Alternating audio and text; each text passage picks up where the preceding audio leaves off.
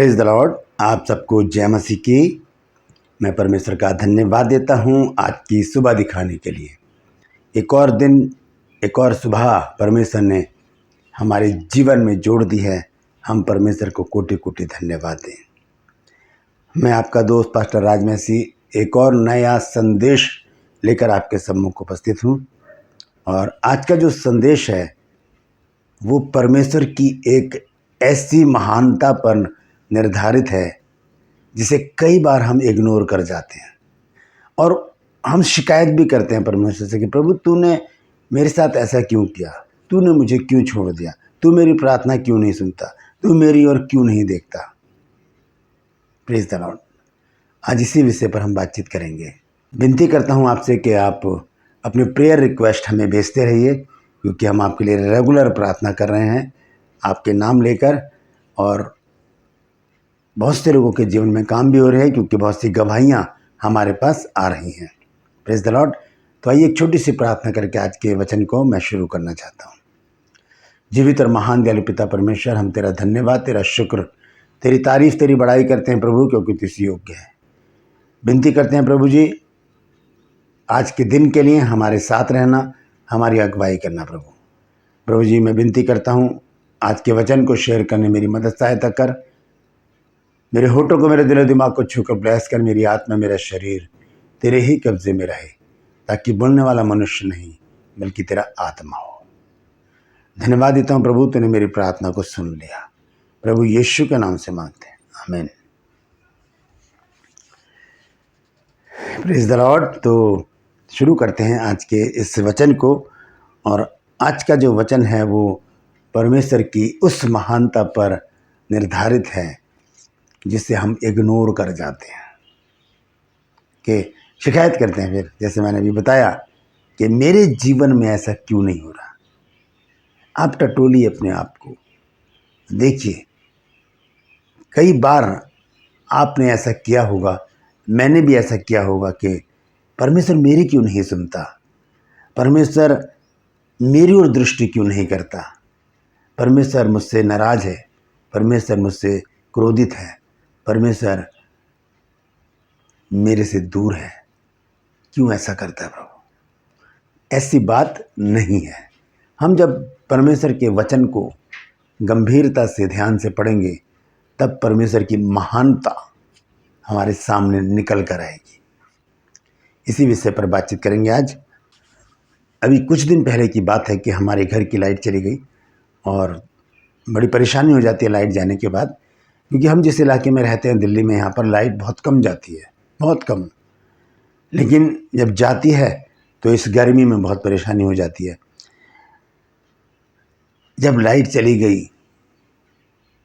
तो पता चला कि हमारे इस साइड, हमारे इस साइड, हमारे सामने पार्क है, उसके उस साइड, हमारी पिछली साइड, हम सेकंड फ्लोर में हैं, फर्स्ट फ्लोर और ग्राउंड फ्लोर में सब जगह लाइट आ रही है, हमारे घर में लाइट नहीं है।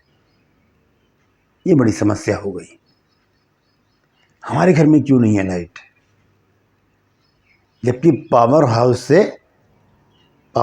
से बिजली आ रही है, सबके घरों में है, मेरे घर में क्यों नहीं है। ये समस्या है। फिर इलेक्ट्रिशियन को बुलाया गया, देखा गया और जो भी खराबी निकली उसने हटाई और उसके बाद तुरंत लाइट आ गई। ये बात बताने का मकसद मेरा क्या है कि परमेश्वर की ओर से सब कुछ आ रहा है, आशीषें आ रही हैं, आशीर्वाद आ रहे हैं, चंगाइयाँ आ रही हैं, सब सुख सुविधाएं आ रही हैं, लेकिन मेरे घर में क्यों नहीं है। ये बड़ा सवाल है।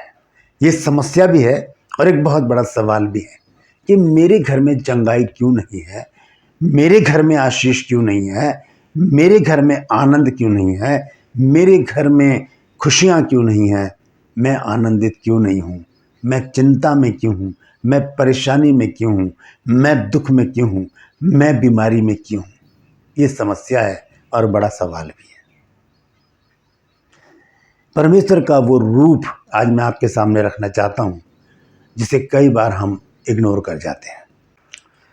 कहने का मतलब ये है कि अड़ोस पड़ोस में हर जगह उजियाला है, रोशनी है, मेरे घर में अंधेरा क्यों है? ये सोचने वाली बात है, ये सोचने वाली बात है। मेरे घर में चंगाई क्यों नहीं है? मेरे घर में आनंद क्यों नहीं है? कमी कहाँ पर है इस घर में? कमी कहाँ पर है मुझ में? मुझे उस कमी को निकालना पड़ेगा। Praise the Lord. तो आइए एक वचन हम देखेंगे, सबोपदेशक की पुस्तक 7 अध्याय और उसका 29 पद लिखा है, देखो मैंने केवल ये बात पाई है कि परमेश्वर ने मनुष्य को सीधा बनाया, परंतु उन्होंने बहुत सी युक्तियां निकाली हैं, बहुत सी प्लानिंग की युक्तियां निकाली, योजनाएं बना ली उन्होंने। किसने? मनुष्य ने। सबोपदेशक का लिखने वाला सुलेमान वो ये कहता है कि मैंने केवल ये बात पाई है कि परमेश्वर ने मनुष्य को सीधा बनाया, सीधे थे हम, लेकिन उन्होंने क्या किया? बहुत सी युक्तियां निकाली, और ये युक्तियां ही हमारे जीवन में अड़चन बन जाती हैं, हमारे जीवन को तहस नहस कर देती हैं, हमारे जीवन को परमेश्वर से अलग कर देती हैं। इसी तरह से हम नीति वचन 19 अध्याय के 21 पद में पढ़ते हैं, यहाँ लिखा है, मनुष्य के मन में बहुत सी कल्पनाएं होती हैं, परंतु जो युक्ति यहोवा करता है वो स्थिर रहती है। तो मनुष्यों ने क्या कर लिया? अपने लिए युक्तियां बना ली और अपने मार्गों से भटक गए, अपना अपना मार्ग लिया और भटक गए। Praise the Lord. लेकिन परमेश्वर कभी भी हमें नहीं छोड़ता। हम सोचते हैं कि परमेश्वर ने हमें छोड़ दिया, हम सोचते हैं कि परमेश्वर हमारी नहीं सुनता, हम सोचते हैं कि परमेश्वर ने हमारी सुधि नहीं ली, वो हमें देखता नहीं, वो हमें आशीष नहीं देता, वो हमें चंगाई नहीं देता। ऐसा नहीं है। कुछ वचन मैं आज आपके साथ शेयर करना चाहता हूँ, ध्यान से सुनिएगा, और मैं यहाँ लिख भी रहा हूँ, आप नोट करते जाइएगा, नोट कर लीजिएगा, बहुत काम की बातें हैं। सबसे पहले हम देखेंगे भजन संहिता 115 अध्याय और उसका 13 पद। यहाँ पर इस प्रकार से लिखा है, क्या छोटे क्या बड़े जितने यहोवा के डरवैये हैं वह उन्हें आशीष देगा। क्या छोटे क्या बड़े, परमेश्वर किसी का पक्ष नहीं करता। वो ये नहीं करेगा कि एक के घर में रोशनी दे दे और दूसरे के घर में अंधेरा कर दे। नहीं, परमेश्वर ऐसा नहीं करता। परमेश्वर पक्षपाती नहीं है। हम कभी भी इन बातों को देख करके मेरे घर में दुख है, मेरे घर में परेशानी है, मेरे घर में चिंता है, मेरे घर में बीमारी है, हम ऐसी बातों को देखकर परमेश्वर के विरुद्ध ना खड़े हो जाएं, परमेश्वर के प्रति एक बुड़बुड़ाने कुड़कुड़ाने ना लगे। हम ऐसा करके पाप करते हैं। परमेश्वर कभी किसी का पक्ष नहीं करता। क्या छोटे क्या बड़े जितने उसके डरवैये हैं वो सबको आशीष देगा। जैसे कि पावर हाउस से बिजली तो आ रही है, लेकिन मेरे घर में अगर नहीं है तो कमी तो मेरे घर में है ना, फिर मैं इलेक्ट्रिशियन को बुलाकर उसे ठीक करवाऊंगा। Praise the Lord. आइए एक वचन और देखेंगे, रोमियो की पत्री है 2 अध्याय 6 और 7 आयत। रोमियो 2 अध्याय पहले 6 और 7 आयत पढ़ूंगा मैं, उसके बाद 11 आयत। देखिए क्या लिखा है। यहाँ लिखा है 6 में, वह हरेक को उसके कामों के अनुसार बदला देगा। हरेक को, अभी हमने देखा क्या छोटे क्या बड़े, पहली बात, और अब हम देख रहे हैं अच्छे और बुरे। यहाँ लिखा है वह हरेक को उसके कामों के अनुसार बदला देगा। जो सुकर्म में स्थिर रहकर महिमा और आदर और अमरता की खोज में है उन्हें वो आनंद जीवन देगा। पर जो विवादी हैं और सत्य को नहीं मानते वरन अधर्म को मानते हैं उन पर क्रोध और कोप पड़ेगा। क्योंकि बहुत से लोगों में आदत होती है बहस करने की। तो यहाँ लिखा है कि जो विवादी हैं वो उनको परमेश्वर दंड देगा। तो परमेश्वर किसी का पक्ष नहीं करता। 11 आयत देखिए क्या लिखा है, क्योंकि परमेश्वर किसी का पक्ष नहीं करता। परमेश्वर पक्षपाती नहीं है। परमेश्वर पक्षपाती नहीं है। इसके विषय में यीशु मसीह ने एक बहुत अच्छी बात कही है। मत्ती 5 अध्याय में अगर हम पढ़ें और उसके 44 और 45 पद को अगर हम पढ़े तो यहाँ लिखा है, परंतु मैं तुमसे कहता हूँ कि अपने बैरियों से प्रेम रखो और अपने सताने वालों के लिए प्रार्थना करो।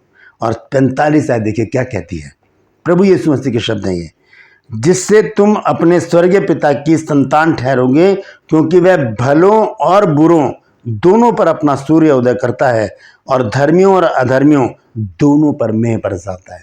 परमेश्वर करता ही नहीं है पक्ष, भले और बुरे दोनों पर मेघ बरसाता है, छोटे बड़े उन पर अपना अनुग्रह करता है, अच्छे बुरे उनको देखता रहता है। तो परमेश्वर किसी भी रीति से पक्षपाती नहीं है। हम फिर थोड़ा सा और आगे बढ़ें तो देखेंगे इफिसियों की पत्री उसका 6 अध्याय और उसका 9 पद। यहाँ लिखा है, और हे स्वामियों, तुम भी धमकियां छोड़कर उनके साथ वैसा ही व्यवहार करो, क्योंकि जानते हो कि उनका और तुम्हारा दोनों का स्वामी स्वर्ग में है और वह किसी का पक्ष नहीं करता। परमेश्वर कभी भी किसी का पक्ष नहीं करता कि ये ज़्यादा धर्मी है, ये बहुत बड़ा प्रीचर है, टीचर है, ये बहुत बड़ी कलीसिया का चलाने वाला है, इसके बहुत सारे फॉलोअर्स हैं तो मैं इसकी सुनूं। नहीं, परमेश्वर छोटे से छोटे की भी सुन लेता है, बड़े से बड़े की भी सुन लेता है। परमेश्वर छोटे से छोटे को आशीष देता है तो बड़े से बड़े को भी आशीष देता है, बशर्ते कि हम उसके डरवैये हों, हम उसके डरवैये हों। कमी तो हमारे अंदर ही होती है, इसलिए हम दुख बीमारी चिंता परेशानियों में घिरे रहते हैं। यहाँ पर हम एक वचन को और देखेंगे, अय्यूब की पुस्तक 34 अध्याय और उसका 19 पद। यहाँ पर इस प्रकार से लिखा है, ईश्वर तो हाकिमों का पक्ष नहीं करता और धनी और कंगाल दोनों को अपने बनाए हुए जानकर उनसे कुछ भेद नहीं करता। धनी और निर्धन, अच्छे बुरे, बड़े छोटे, सबको एक ही नज़र से देखता है प्रभु। उसकी नज़र में कोई भी छोटा बड़ा धनी निर्धन नहीं है, क्योंकि सब उसकी संतान हैं। बोली हाथों को उठा करके, मैं परमेश्वर की संतान हूँ, परमेश्वर की दृष्टि मुझ पर बनी हुई है। Praise the Lord. तो यहाँ पर अय्यूब की पुस्तक में लिखा है 34 के 19 पद में, ईश्वर तो हाकिमों का पक्ष नहीं करता और धनी और कंगाल दोनों को अपने बनाए हुए जानकर उनसे कुछ भेद नहीं करता। परमेश्वर किसी का पक्ष नहीं करता। फिर हम देखते हैं प्रेरितों के काम 10 अध्याय में एक व्यक्ति है जिसका नाम है कुरनेलियुस। अन्य जाति का व्यक्ति है, परमेश्वर से पूरे घराने समेत डरता है, यहूदियों को बहुत दान देता है, निरंतर प्रार्थना में लगा रहता है, भक्त जन है। ऐसे व्यक्ति की प्रार्थना परमेश्वर ने सुन ली और अपने दूत को भेजकर उसे बताया कि तेरी प्रार्थना और तेरे दान स्मरण के लिए परमेश्वर के पास पहुँचे हैं। Praise the Lord. और कहा उससे कि पतरस को बुला ले। पूरा एड्रेस दिया पतरस का। उसके बाद क्या हुआ, पतरस जब वहाँ पर आया तो उसने देखा, क्योंकि पतरस तो ये जानता था कि वो यहूदियों में काम करता था, अन्य जातियों में कभी भी पतरस ने प्रचार नहीं किया था। लेकिन जब परमेश्वर ने बुलाया तो वहाँ पर वो कुरनेलियुस के पास भी गया। के संदर्भ में हम देखेंगे प्रेरितों के काम उसका 10 अध्याय उसका 35 पद। देखिए पतरस क्या कहता है कुरनेलियुस के बारे में। वो कहता है, अब मुझे निश्चय हुआ कि परमेश्वर किसी का पक्ष नहीं करता, वरन हर जाति में जो उससे डरता और धर्म के काम करता है वो उसे भाता है। परमेश्वर किसी का पक्ष नहीं करता। तो ये सोच कर के मेरे जीवन में काम क्यों नहीं हो रहा, मेरी प्रार्थना क्यों नहीं सुनी जा रही, मैं क्यों दुख में हूँ, मैं क्यों परेशानी में हूँ, मैं क्यों बीमारी में हूँ, हम बुड़बुड़ाएं कुड़कुड़ाएं नहीं, हम परमेश्वर के ऊपर इल्ज़ाम ना लगाएं, क्योंकि परमेश्वर कभी भी किसी का पक्ष नहीं करता। परमेश्वर किसी का भी पक्ष नहीं करता। Praise the Lord. तो इस बात पर ध्यान दीजिए कि एक शख्सियत है जिसने संसार को बनाया, जिसने सारी चीज़ें बनाकर हमें दे दी ताकि हम इनको यूज़ कर सकें। वो परमेश्वर पक्षपाती नहीं है। लेकिन होता क्या है देखेंगे, कुलुस्सियों की पत्री 3 अध्याय और उसका 25 पद। देखिए यहाँ पर क्या लिखा है, कुलुस्सियों की पत्री 3 अध्याय और उसका 25 पद। यहाँ लिखा है, क्योंकि जो बुरा करता है वो अपनी बुराई का फल पाएगा। वहाँ किसी का भी पक्षपात नहीं है। जो बुरा करता है वो अपनी बुराई का फल पाएगा, वहाँ किसी का भी पक्षपात नहीं है। तो ये सोच करके हम परेशानी में हैं तो परमेश्वर हमसे नाराज़ है, परमेश्वर हमारी सुनता नहीं, परमेश्वर हमसे दूर है, हमें पता नहीं क्यों छोड़ रखा है परमेश्वर ने। इनको तो बड़ी आशीष दे रखी है, हमें आशीष नहीं दी। ध्यान रखिए दोस्तों, अगर बिजली आपके घर में नहीं है, सारे इलाके में आ रही है, तो कमी आपके घर में है। उसे ठीक कीजिए, फिर से रोशनी होगी, फिर से उजाला होगा, फिर से आशीषें आएंगी, फिर से चंगाई आएंगी, फिर से आनंद आएगा, फिर से खुशियाँ आएंगी, फिर से परमेश्वर का आगमन होगा। परमेश्वर आपके घर में, आपके घर का बड़ा बन के, मुखिया बनकर रहेगा और आपको आशीर्वाद देगा, आपके साथ रहेगा, आपसे प्रेम करेगा, आपकी उन्नति करेगा, आपको समृद्धि देगा, आपको ऊंचा उठाएगा, आपको सिर ठहराएगा, पूछ नहीं ठहराएगा। Praise the Lord. तो कभी भी शक ना करें परमेश्वर के ऊपर, और कभी भी बुड़बुड़ाएं, कुड़कुड़ाएं नहीं, कभी भी ये नहीं कहें कि परमेश्वर मेरी तो सुनता ही नहीं है। परमेश्वर सबकी सुनता है, क्योंकि हम सब उसकी संतान हैं। वो किसी का भी पक्ष नहीं करता। ये नहीं कि ये ज़्यादा अच्छा प्रचार करते हैं तो मैं इनकी सुनूं, नहीं, ऐसा नहीं है प्रभु। वो सबको एक ही नज़र से देखता है। Praise the Lord. तो परमेश्वर इन वचनों के द्वारा हम सबको आशीष दे। यदि कुछ नई बात आपने सीखी है तो ज़रूर कमेंट सेक्शन में आकर मुझसे बातचीत कीजिए और बताइए कि आपको मेरा प्रयास कैसा लग रहा है। इस वीडियो को शेयर कीजिए, ताकि जो लोग ये सोचते हैं कि हमारे घर में तो आशीष है ही नहीं, हमारे घर में खुशियाँ हैं ही नहीं, वो इस बात को जान लें कि परमेश्वर पक्ष नहीं करता, कमी मेरे घर में है। Praise the Lord. यदि अभी तक आपने मेरे इस चैनल को सब्सक्राइब नहीं किया है तो अभी सब्सक्राइब कर लीजिए, बेल आइकन को दबाइए ताकि नोटिफिकेशन आपके पास पहुंचे और नया वीडियो बिना रुकावट के आपके पास पहुंच जाए। मेरे वीडियोस को लाइक कीजिए, शेयर कीजिए और कमेंट सेक्शन में आकर मुझसे ज़रूर बातचीत कीजिए। आज के लिए बस इतना ही। फिर मिलूंगा एक नए संदेश के साथ, एक नया वीडियो लेकर। तब तक के लिए मुझे इजाज़त दीजिए, लेकिन अपना ख्याल रखिए। Praise the Lord.